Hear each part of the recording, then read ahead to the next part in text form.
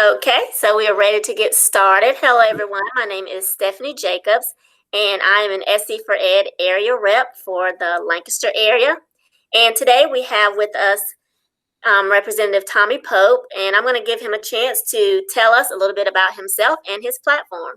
Sure, I'm Tommy Pope. I represent House 47, that's York and Clover, Lake Wiley, a little bit of Rock Hill. I've been in the legislature now for about 10 years. This is actually my second go round. I was the solicitor, the district attorney over here in York County.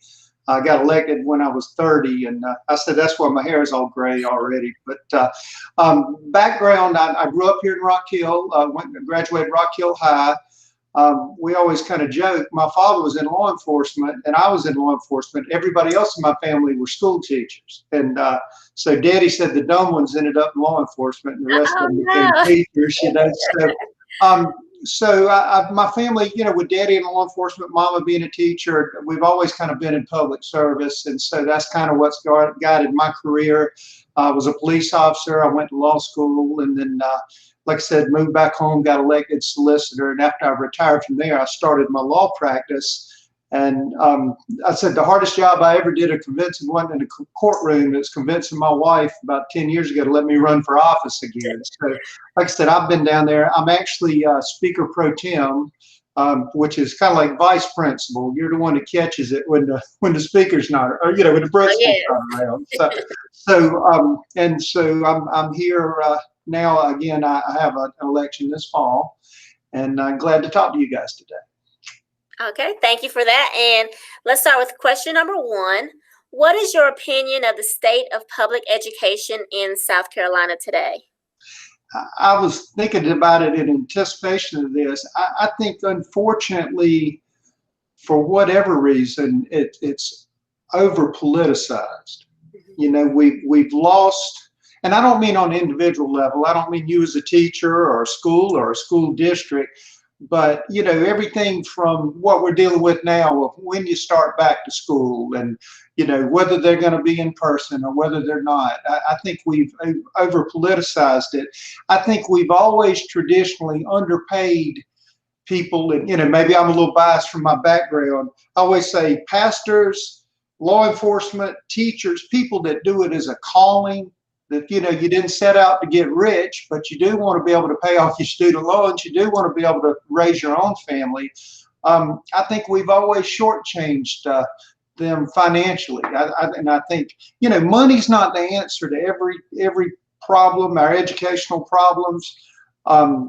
You know, because as you know, in the classroom, every child's different. And so, you know, as we were talking before this about some do better online, some do better in person. So I think the more we can not politicize, I think we need to fully fund education, but we also need to decide what that really is. You know, when I first got elected, I went to my superintendent in York and I laughed when he got through. I understood about the EIA and the EFA. I said, somewhere there's a EIEIO and there, you know, there's all this mess. You don't really know. It allows politicizing because one person can say, well, you're getting 10,000 a child. And they'll say, you know, one person say, we're not getting 1,000. Well, I see you got a bulletin board in there. If you're having to pay out of your pocket to put the board around the bulletin board, that's a problem, I believe. Right. Some very good points there. So what do you think would be a good step to help improve public education? You know, I think the steps we were taking pre-COVID, you know, we're very fortunate with the budget this year, and you finally saw some opportunity to raise salaries. Now, that's not everything, because you can pay a bad employee a good salary and it doesn't make them a good employee. I think we've got to not manage from the top too. In other words, I think the local districts, for the most part, and there's got to be a safety net, because if you've got a failing district, and there is, you know, with the Department of Education, there's things to be doing, but I think for the most part, locally is where the decisions need to be made. I mean, you need to be adequately funded, but you need to deal with it locally. This was a simple thing. When I first got in the legislature, again, based on my background, I thought education would be something everybody could agree with. But, you know, we argue about everything, whether it's school choice or whether you're getting enough money or I had brokered a deal with the Myrtle Beach representatives to allow some flexibility with start date. Because what we were dealing with here with my children was the way the schedule fit and the way you had to start, they would actually have to come back after Christmas to take the exam for what you learned. Little Tommy's not very good at retaining over Christmas, so I need to take my exam beforehand, you know. So, but you know, there were so many things that I know Columbia's got to provide oversight, but there's so many things I think are just better decided on a local level. Because I think probably the toughest elected job, you want a baptism by fire, become a school board member. Yeah, I've been a prosecutor to legislator. I wouldn't want to be a school board member. So, but I think that's where the best decisions could be made with the most parental input. Well, you mentioned about education as well as law enforcement and some of those other service type jobs being a calling, which I totally agree with. It is a calling. And unfortunately, when you are in a position where you're doing something that is a calling, sometimes you do things just for the love of the job Right. and for the love of what you do. And just like you mentioned, with sometimes teachers spend their own money just because, you know, they take that step above and beyond. So, what would be some specific steps that you would take to address the funding of public education? You know, and we touched on this a little bit. I think the funding is so convoluted. I remember when I first ran, I kind of alluded to this a minute ago. I got one, you know, mailer or flyer that said, you know, public school gets X amount per student, and it was some, you know, crazy $10,000 number. And then I get another mailer, and it comes and it says, you know, you're not even getting the base student cost, you know, and I think, and unfortunately I see this in Columbia a lot.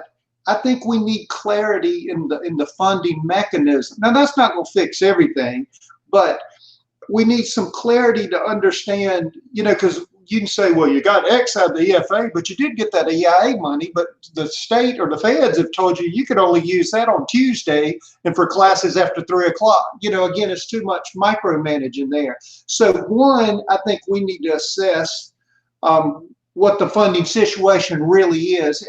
And again, it goes back to what we led off talking about, having an honest discussion that doesn't make it political. You know, if I'm for school choice, it doesn't need to be just because I'm a Republican. If you tell me why school choice isn't good for Lancaster, then I don't need to automatically go, I don't care, I like school choice. You know, the flip side, and I've seen it with my education friends, is whatever can get, you know, for us as a society, whatever we can do to get all these different needs, all these different kids educated, and of course, I'm preaching the choir now more than ever with COVID and the coming to, you know, used to be at least being in class wasn't, it was an issue of getting people in class sometime, but it wasn't whether that's the best way to do it. I think there are a lot of things that that we need to tackle there.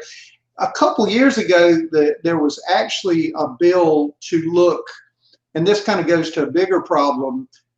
There was a bill to look at some type of statewide millage, perhaps, you know, of a property tax. You know, I'm a Republican. I start talking property tax, you know, tax, they're going to run me out on a rail. But you know, some leveling, because the difficulty is, you know, we're spoiled over here in York County. We're blessed. Even, you know, if you rank our 4 districts, you know, even what you would, you know, say maybe is the number 4 district is so much ahead of maybe Bamberg or Allendale or something. And a lot of it is, everything's not resources. Some of it's, you know, the socioeconomic conditions within the community, but we're blessed. And so what we've got to do is find a funding mechanism that allows us to continue to excel. You know, it allows people to want to come over to Fort Mill for their kids, for example, but does not leave Bamberg and Allendale behind. You know, again, it's like anything in education. You don't want to take us all to the lowest common denominator, but you do want to recognize just because we have it good doesn't mean everybody does. So, you know, I found, you know what the legislature is able to fund? Pretty much whatever the heck they decide to fund. I've said, you know, in my experience there, we can do whatever we want to do. It's sad. We only fix the school buses or the bridge after the school bus runs off the bridge. You know, it always seems like we react. And sadly, I guess that's the nature of politics. And it's, you know, probably in our closed environment now, it's probably only gotten worse. But again, I think there's opportunities but we expend so much energy battling that we forget what we're fighting for. I'm standing for whatever. I'm standing for public schools, and you're standing for choice, and we fight this, and we're doing this. In the meantime, we're losing generations of kids. Mm-hmm. This is, I don't know that this ties into the funding as much, but something that I think is very important that actually happened in our family's life too. And it's probably changing, but we need to learn to emphasize technical education too. Mm-hmm. When I came through, I'm not going to tell you how old I am. We wrote on stone tablets when I was in school, but when I came through, everybody didn't go to college, but people came out and still, high school degree is what, unfortunately, your 4-year degree is now, sadly. Mm-hmm. The difference is the 4-year degree for a lot of folks comes with a heavy price tag, but they're getting that just to stay even, and then so you're automatically looking at the next degree. My oldest son, he hates when I tell this story. I tease about he went to Francis Marion in the first year they didn't have grades. And somebody said, "Oh, that's an interesting system."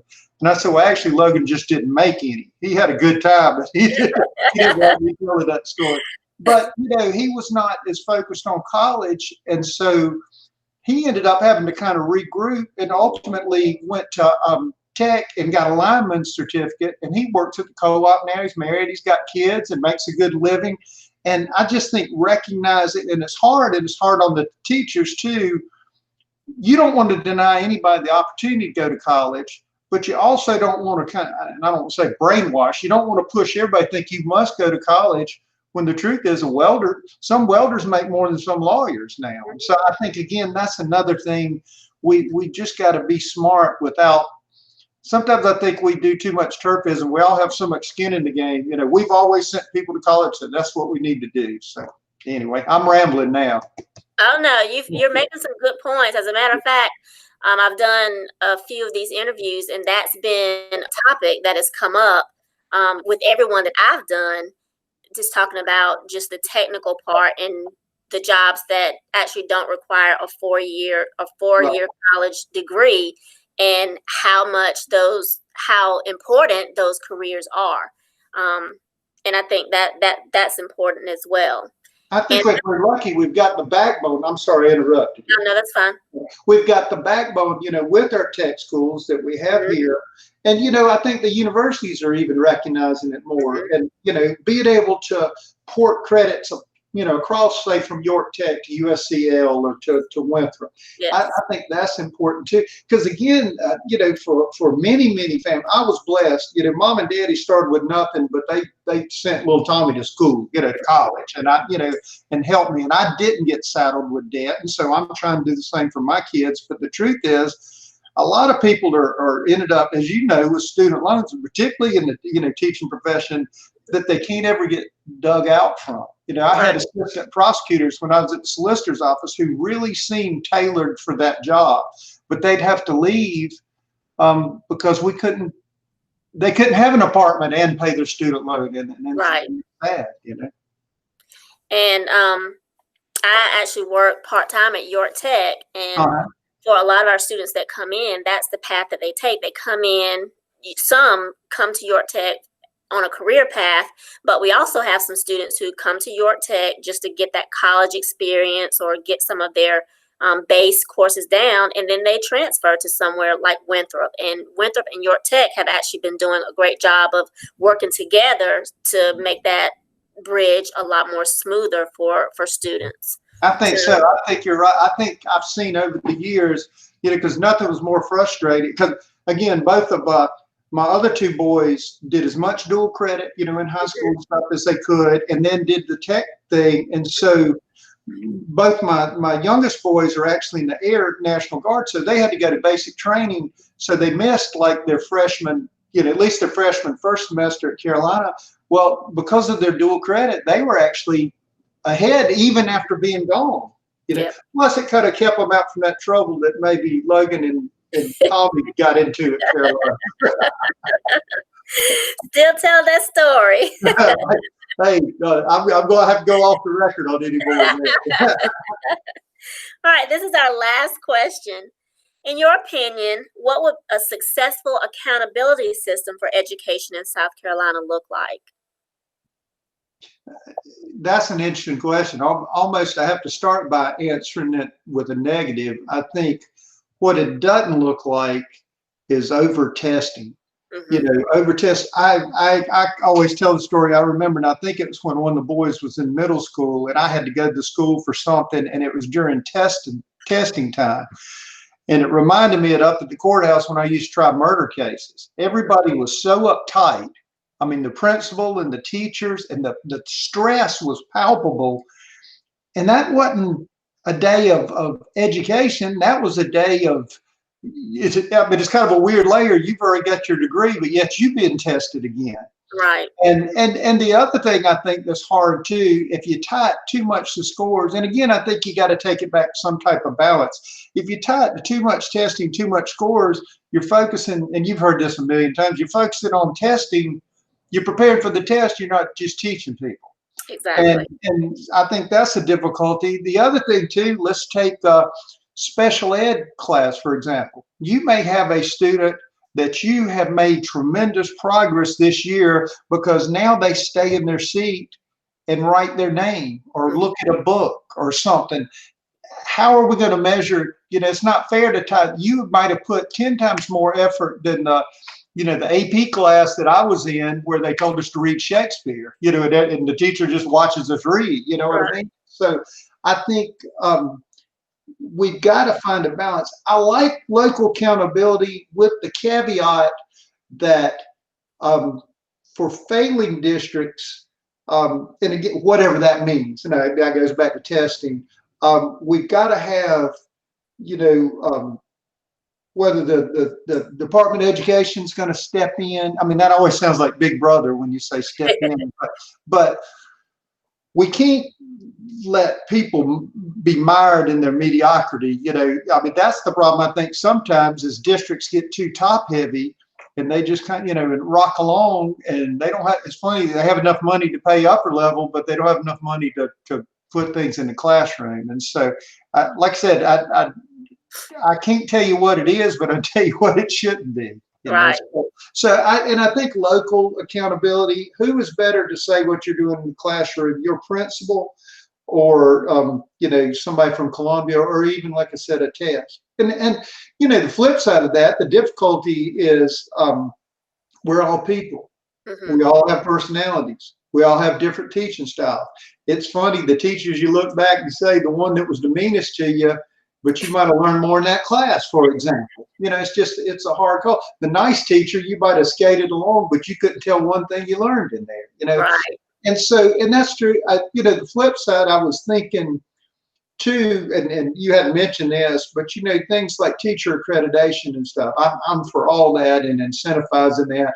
I remember one of my children, though, the teacher was working on, the additional accreditation or whatever. So she'd work on it in class and give them busy work. Right. Well, that's not right either. You know Right. what I mean? So again, I think figuring it out at the ground level um, is probably the best approach. That's about as rambling an answer. And you've mentioned the local accountability, which I think makes a lot of sense because sometimes when you do kind of a one size fits all model, it looks different everywhere. And Yeah, just like with looking at Lancaster and looking at the York districts, it just looks different. York or Lancaster is more of a rural area. And so when we're talking about bandwidth and internet service, right, even if someone were to say, well, we're going to provide that for everybody, well, it's not offered in a rural area. So right. even if somebody said we're going to provide it for everybody, what about, the companies that don't serve those areas? And That's it been just an brings interesting another thing. issue. I was on Accelerate SC, the governor's committee, Yes. had folks from all the different areas, and again, I thought the Department of Education that were really kind of on top. That's of a lot of things. That's again, not to get back into politics, but I thought they had a pretty good handle on the plan of how y'all were going to come back Mhm. before we decided to politicize it some more. But one of the issues that came through every group, whether it was business, whether it was schools, was the bandwidth stuff. And Mhm. and it's funny. you wouldn't think like York County, surely we've got it, but I had teachers who were contacting me, and she would have to drive like and park in the church parking lot to pull, Right. internet because she didn't have it. And it was, again, it wasn't like, she lived in the sticks. It was that her particular area wasn't serviced. So I actually offered or volunteered, I'd like to serve on that committee, because I think when it comes down to it, it's almost kind of an exercise in business education. Mm-hmm. They're not going down your street because there's only 5 houses, Mm-hmm. and so they can't justify it. Well, what we got to figure out is how much would it cost to put it down your street that made it business. In other words, I get they got to make a business, but you don't want to enrich the businesses. But if you need to give them that little hand to get over it, and unfortunately, that's where government's tremendously inefficient Right. in doing it. But you were talking about the different areas and locals again. This is blasphemy to talk. They would run me out of office just for saying this, though. But a lot of times talking about school district consolidation, like to me, York County's got 4 school districts. I see so many efficiencies that could happen. But going back to the politics, doesn't matter. If I said that in York, they want their school district. Where I live, they run me out on a rail. If I said that, they'd run me out on a rail. Yeah. It's sad because we're talking about best practices or the best ways to do things, but you got to do it in the environment you're given. Kind of like the COVID thing. Best things have those kids in front of you, but you got to work at other things. Otherwise, Right. yeah.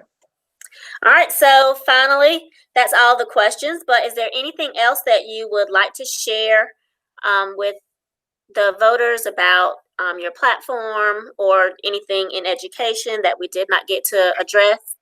I think, and we kind of led off with this, and I mean this sincerely. And again, I'm probably a little spoiled because of my family and my background, but I absolutely believe I understand why teachers do it for the most part. We're all different, but and my hope is that we can do more things, legislatively and jointly, um, to allow teachers to teach, to allow you to make a comfortable living, to allow you to educate our children.